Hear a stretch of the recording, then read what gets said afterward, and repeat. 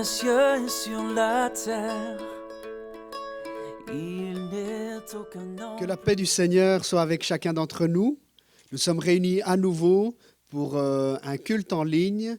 Nous allons donc offrir notre culte au Seigneur, vous de votre maison et nous ici, frères et sœurs, par la prière, par le chant, et aussi nous allons nous mettre à l'écoute de la parole de Dieu, que nous puissions vraiment ouvrir notre cœur afin que le Seigneur puisse agir et accomplir l'œuvre qu'il a préparée d'avance. Prions le Seigneur ensemble. Béni soit ton nom, Seigneur. Seigneur, nous te remercions pour tes bienfaits, pour ta bonté, pour ta miséricorde et tes compassions.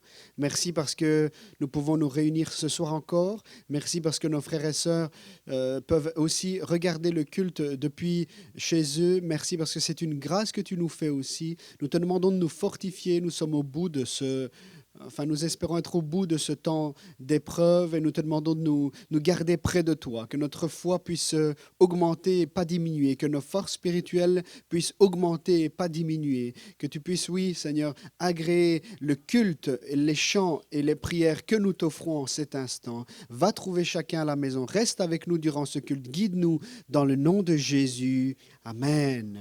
Chantons au Seigneur. Alléluia. Amen, gloire à Dieu.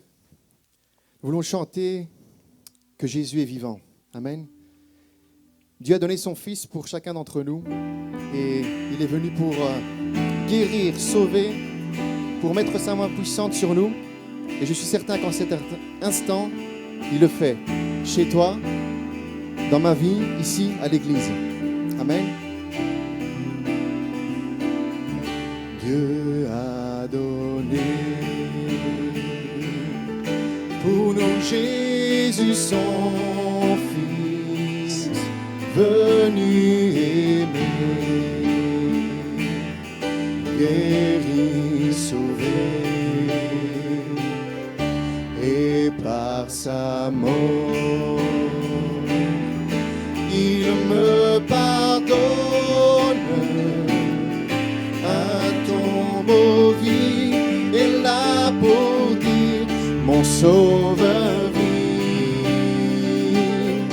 parce qu'il vit, je n'ai rien à craindre, mes lendemains sont assurés entre ses mains, il tient ma vie pour ce temps et l'éternité, je sais qu'il vit.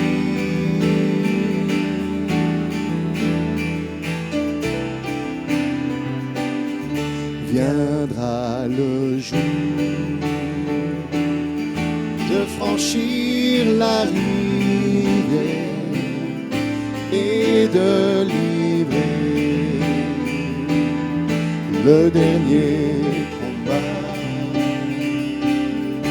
Mais quand la mort sera ma victoire, oui, je verrai sa gloire et je saurai qu'il vit, mon sauveur, parce qu'il vit, je n'ai rien à craindre, mes lendemains sont assurés entre ses mains,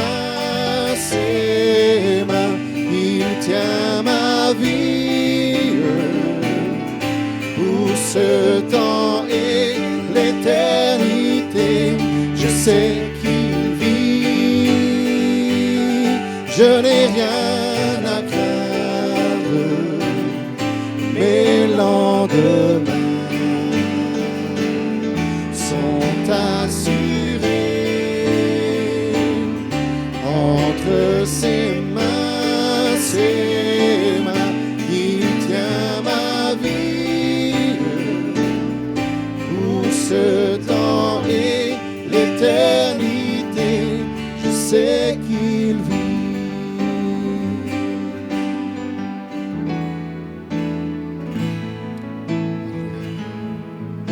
Oui Dieu, tu es grand, tu es digne. Nous voulons élever ton nom. Oui Dieu. Dieu, tu es grand et digne de louange. Dans la cité de Dieu, la ville sainte, joie de toute la terre.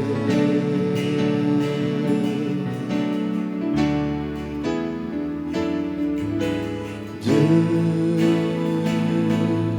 tu es grand, toi qui nous donnes la victoire. Tu nous aides à vaincre l'ennemi. Nous plions le genou.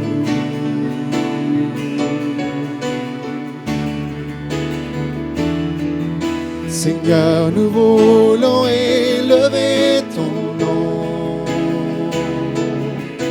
Et nous te disons merci pour ce que tu fais dans nos vies.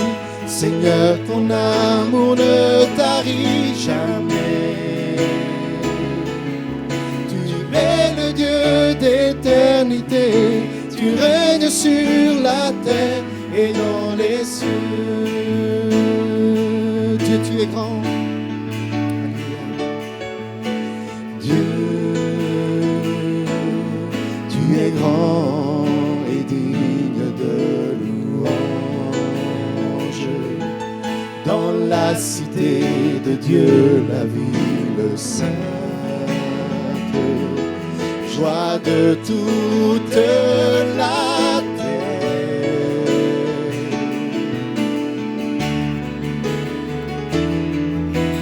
Dieu, tu es grand, toi qui nous donnes la victoire. Tu nous aides à vaincre l'ennemi.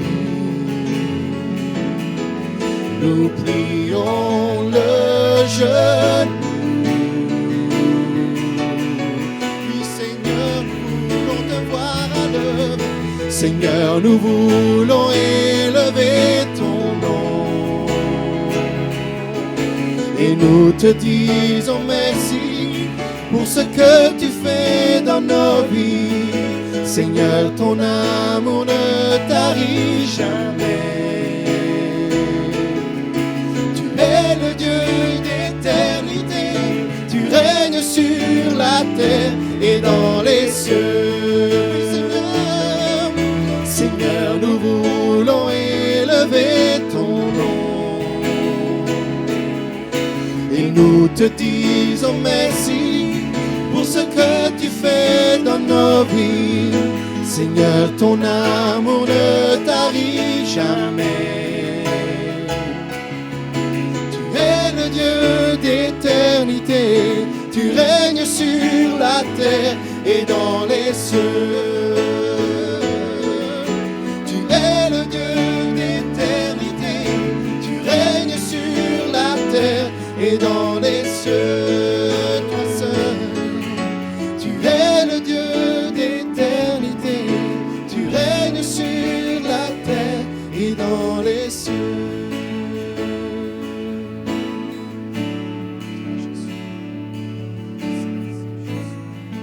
Alléluia, gloire à toi Jésus, alléluia. Seigneur, nous voulons te glorifier, nous voulons te louer, Seigneur, pour qui tu es, Seigneur, pour ces moments que tu nous permets de passer ensemble, Seigneur. Seigneur, je veux te remercier encore, Seigneur, pour ta présence, Seigneur, parce que ce soit ici ou que ce soit à notre maison, Seigneur, je suis certain que tu es là, Seigneur. Seigneur, je veux te remercier encore, Seigneur, pour ton amour infini, Seigneur, parce que malgré ces épreuves, malgré ces situations, Seigneur, toi, Seigneur, tu es celui qui nous soutient, tu es celui qui nous protège, qui nous relève, Seigneur. Merci encore, Seigneur, parce que tu nous accompagnes, Seigneur. chacun de nous à chaque moment, Seigneur. Merci parce que tu es toujours avec nous, Seigneur. Continue à bénir ton Église, Seigneur, même pendant ces moments difficiles, Seigneur. Que tu puisses nous tenir unis, Seigneur, en toi, Seigneur. Que tu puisses nous tenir unis, Seigneur, dans ton amour, Seigneur. Seigneur, je veux te remercier, Seigneur, pour tout ce que tu nous permets de faire, Seigneur. Aide-nous encore, Seigneur, à pouvoir porter ta parole, Seigneur, aux personnes qui en ont besoin, Seigneur. Aide-nous à pouvoir être cette lumière, Seigneur, dans ce monde, Seigneur, parce que nous avons besoin, Seigneur, d'accomplir, Seigneur, ce que tu nous as demandé de faire, Seigneur. Seigneur, je veux te remercier pour toutes choses, Seigneur. Je veux te demander encore aussi, Seigneur, de nous parler à travers ta parole, Seigneur. Et qu'encore, Seigneur, tu puisses toucher nos cœurs, Seigneur, que tu puisses nous parler personnellement, Seigneur. Seigneur, je veux te dire merci, Seigneur, pour tout ce que tu fais. Je te demande tout cela dans le nom précieux de Jésus qui est béni éternellement. Amen. Amen. Gloire à toi, Jésus.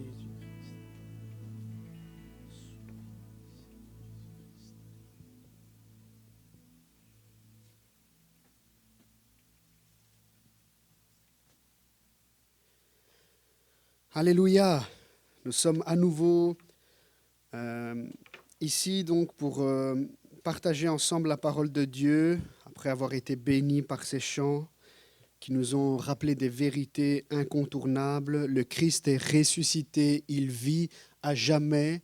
Aucun autre chef, fondateur de religion n'a pu revenir à la vie. Les tombeaux sont là, mais le tombeau du Christ est vide parce qu'il a vaincu la mort. Il l'a fait pour toi et pour moi. Sans tarder, tournons-nous vers la parole de Dieu. Donc, c'est la suite de la semaine passée. Nous avions lu dans le livre des Lamentations, chapitre 3.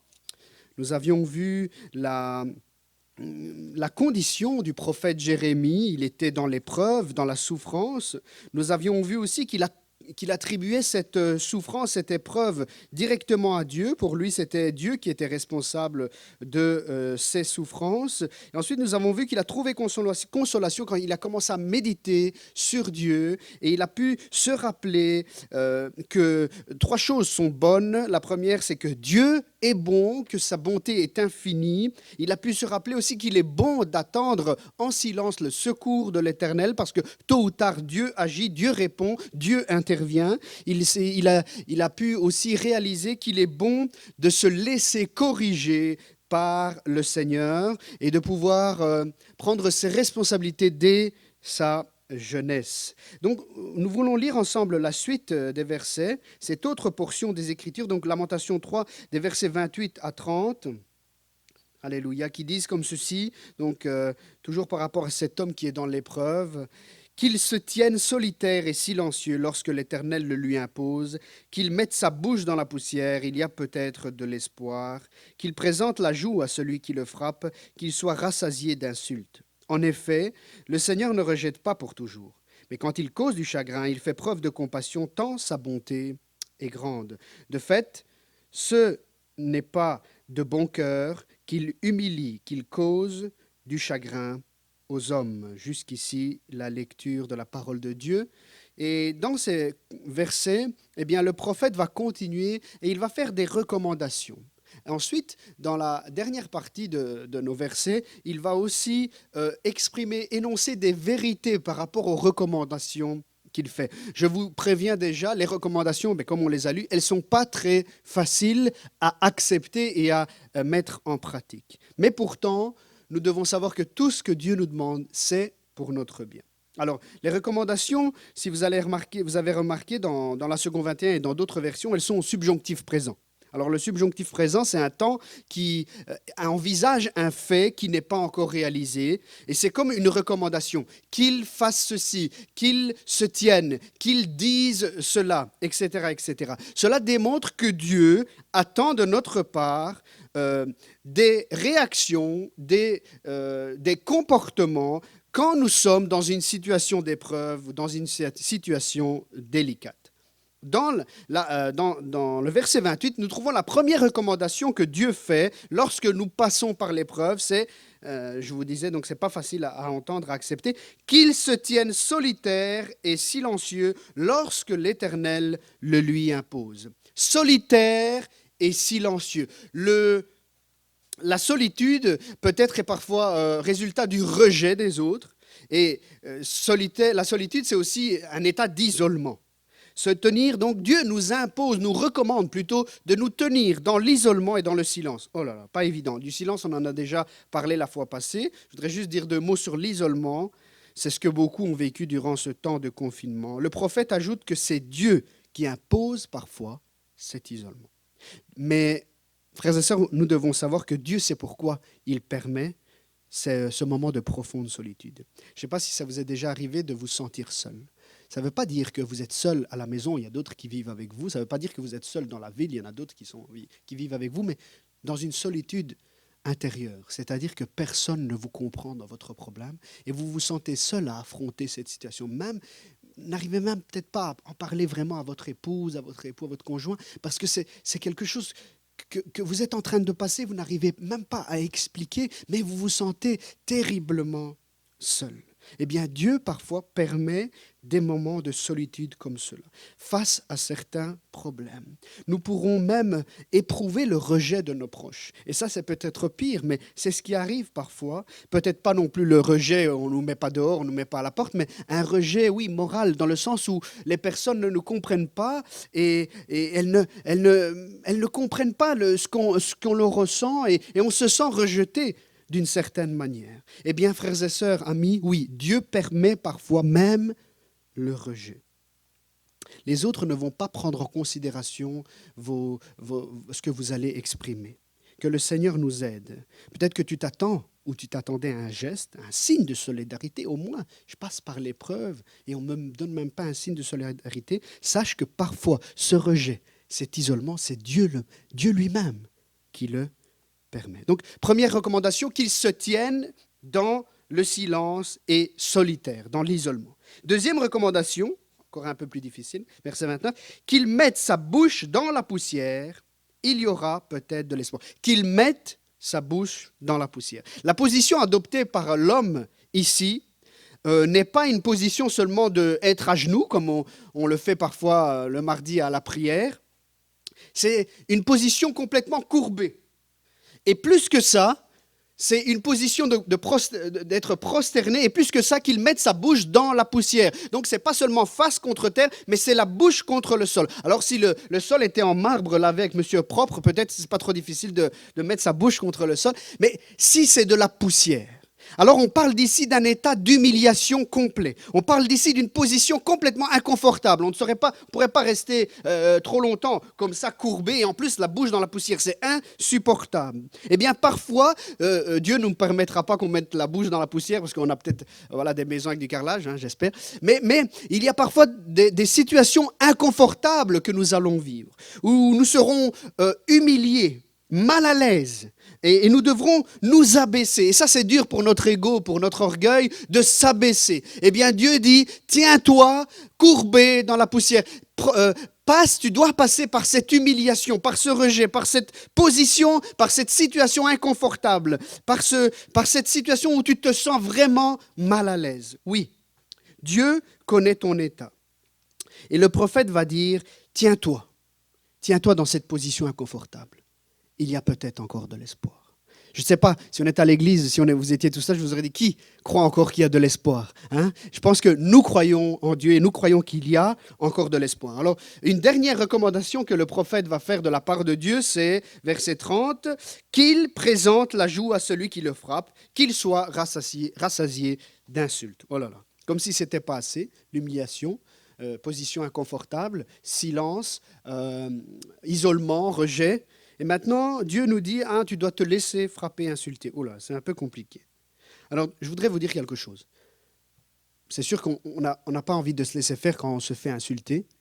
Mais il y a une chose est certaine. Dans la vie, il y a des moments où nous serons insultés, nous serons calomniés et nous ne pourrons rien y faire. Nous ne pourrons pas empêcher des personnes de nous maltraiter, que ce soit verbalement ou autrement. Et donc, ça va arriver, ça arrive. C'est la réalité.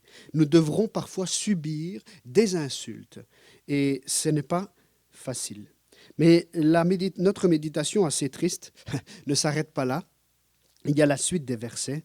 Parce que si Dieu donne des recommandations, le prophète va nous parler de vérités qui sont liées à ces recommandations.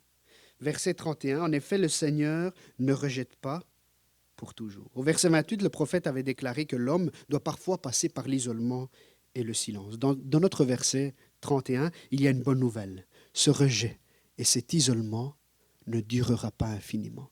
Dieu va mettre un point, un stop à ce moment, à cette situation que tu es en train de vivre. Ce rejet, tu ne vas pas le vivre indéfiniment, mais Dieu va dire stop. Nous avons pour preuve, par exemple, Joseph, rejeté de ses frères. Joseph, rejeté de Potiphar. Mais ensuite, Dieu a mis un halte là, à son rejet, à son isolement. Il devait subir dans le silence de la prison. Il avait été accusé injustement et il devait seulement se taire et subir et attendre le secours de l'Éternel. Mais il y a eu un moment où Dieu a dit stop, où Dieu l'a libéré. Daniel a été lui aussi accusé injustement. Il a dû subir, il a dû descendre dans la fosse aux lions. Mais Dieu a dit stop à un certain moment, à son isolement, à son rejet, à son humiliation. Même chose pour l'apôtre Pierre, pour l'apôtre Paul. À un moment donné, Dieu a dit stop. Dieu, mon frère, ma sœur, tiens-toi bien. Dieu mettra fin à ton isolement et à ce silence assourdissant dans ta vie quand il décidera, parce que Dieu ne rejette pas pour toujours. C'est notre verset 31, il accueillera à nouveau, il t'accueillera à nouveau, il va te permettre à nouveau de voir une délivrance, d'être libéré de l'isolement et tu pourras à nouveau proclamer la louange et le témoignage de ce que Dieu a fait pour toi. Oui, le rejet prendra fin, mais aussi la souffrance prendra fin. Verset 32. Mais quand il cause du chagrin, il fait preuve de compassion, tant sa bonté est grande. L'Éternel cause du chagrin. L'Éternel fait en sorte que parfois tu passes par un moment de souffrance et que ce moment, parfois, il dure dans le temps et il semble long, injuste et on ne sait plus quoi faire. Eh bien, Dieu te dit ce soir que quand il cause du chagrin, le Seigneur, il fait preuve de compassion, de consolation, tant sa bonté est grande. Nous devons savoir qu'à un moment donné, Dieu va remplacer le chagrin, la souffrance par la compassion et par la consolation. La raison, elle est simple. Nous l'avons dit la semaine passée, nous le redisons. Dieu est bon et rempli de compassion. Lorsque Dieu se manifestera à Moïse en Exode 34, il va dire de lui-même, l'Éternel est un Dieu de grâce et de compassion, lent à la colère, riche en bonté et en vérité. Il garde son amour jusqu'à 1000 générations. Il pardonne la faute, la révolte et le péché. Alléluia. Et ensuite, le verset continue. Courage, mon frère, ma sœur, les compassions de Dieu se renouvellent et la souffrance prendra fin. L'humiliation, elle aussi, verset 33, elle prendra fin. De fait, ce n'est pas de bon cœur qui l'humilie, qu'il cause du chagrin aux hommes. Dieu n'est pas un Dieu, permettez-moi l'expression, sadique, qui aime voir sa créature souffrir. Non, mais parfois il doit permettre à sa créature, à ses enfants, de souffrir. Et ensuite, Dieu nous dit que Dieu n'éprouve pas de la joie en te voyant souffrir. Il est aussi dans la souffrance avec toi, mais il sait que tu dois passer par la souffrance et cette souffrance, cette humiliation prendra fin. Cela signifie qu'il y a une raison pour laquelle Dieu permet que tu sois humilié. Peut-être cette raison, tu ne la connais pas, tu ne vas pas la découvrir tout de suite, mais ce que Dieu te demande, c'est de lui faire confiance, de passer par l'épreuve, par la souffrance, par l'insulte, par le rejet et par toutes sortes de difficultés. Mais Dieu mettra fin à ton humiliation, à ta souffrance, à ton isolement, à ton rejet. Lorsque nous lisons ces versets, et je vais inviter les musiciens à venir, lorsque nous lisons ces versets, nous ne pouvons pas faire abstraction d'une chose, c'est que Dieu lui-même, en la personne de Jésus-Christ, est passé par la souffrance. Il s'est laissé insulter. Pourquoi Dieu lui-même se laisserait insulter dans la personne de Jésus-Christ? Il y a au moins quelques raisons. La première, c'est que Jésus l'a fait pour que toi et moi soyons sauvés, justifiés, purifiés par son sang. Ensuite, il l'a fait aussi parce qu'en passant par la souffrance, il peut sympathiser avec toi, c'est-à-dire qu'il peut tout à fait comprendre la souffrance dans laquelle tu peux passer. Il sait ça veut dire quoi être trompé, trahi. Il sait ça veut dire quoi être quand on te crache sur le visage. Il sait ça veut dire quoi être insulté, souffrir. Alléluia. Et enfin, Jésus est la preuve vivante que passer par la souffrance, s'humilier, précède la gloire et la libération. Nos légères difficultés du moment présent produisent pour nous, au-delà de toute mesure, un poids éternel de gloire. Ainsi, nous regardons non pas à ce qui est visible, mais à ce qui est invisible, car les réalités visibles sont passagères et les invisibles sont éternelles. Que le Seigneur nous bénisse. Chantons ensemble ce chant. Alléluia.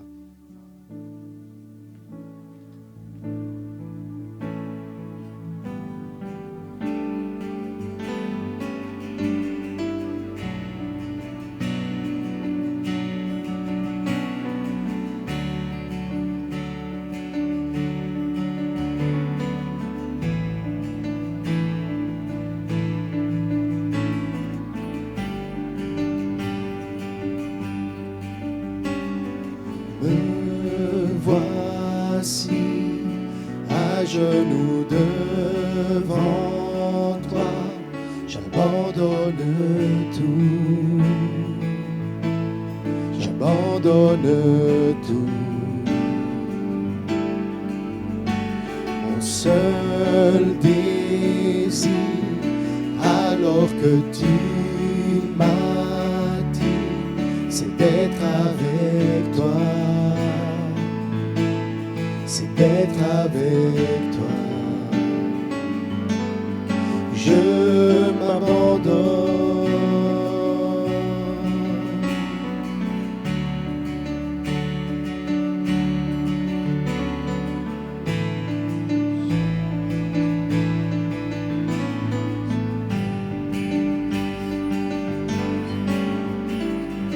Par ta grâce, viens inonder mon âme.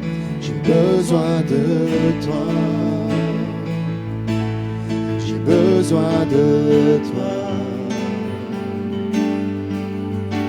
Les bras ouverts, tu entends ma prière. Parle à mon cœur. Parle à mon cœur. Je m'abandonne. Je m'abandonne. Je veux te connaître plus. Je veux te connaître plus.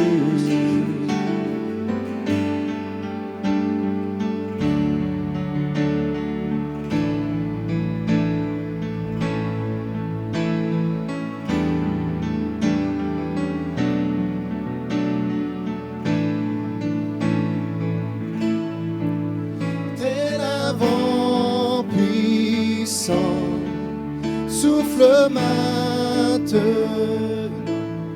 Dieu vient régner, Dieu vient régner en moi. Tel un ouragan, réveille mon âme. Dieu vient régner, Dieu vient régner en moi. Tel un vent puissant souffle maintenant. Dieu vient régner, Dieu vient régner en moi. Tel un ouragan, réveille mon âme. Dieu vient régner, Dieu vient régner en moi. Je m'abandonne. Je m'abandonne. Je veux te connaître plus. Je veux te connaître plus. Je m'abandonne. Je m'abandonne. Je veux te connaître plus. Je veux te connaître plus.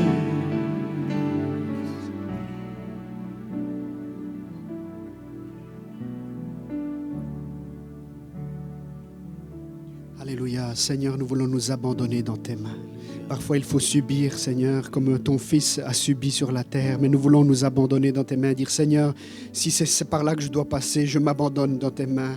Et je te demande de me garder fidèle à toi. Dis-le au Seigneur en cet instant, je m'abandonne, Seigneur. Garde-moi, guide-moi, même si c'est dans la souffrance, parce que je sais que tu me délivreras.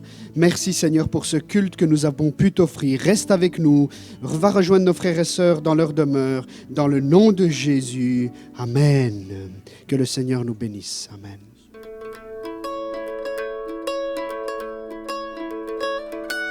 Dans les cieux et sur la terre, il n'est aucun nom plus doux.